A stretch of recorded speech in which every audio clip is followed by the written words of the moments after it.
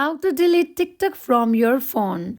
Hello everyone, welcome back to our YouTube channel Quick Guide. In today's video, I will be guiding you on how to delete TikTok from your phone. Firstly, locate your TikTok app on your phone. To uninstall or delete app from your phone, press and hold on the TikTok app icon.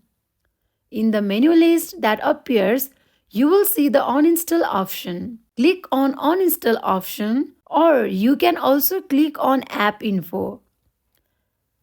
As you click on app info, in the app info section, scroll down and at the bottom you will find the uninstall option. Click on it to proceed with uninstalling TikTok from your phone. There you go, you have successfully deleted TikTok from your phone. That's wrap for today. If you enjoyed this video, do not forget to like, comment and subscribe to our channel. Thanks for watching.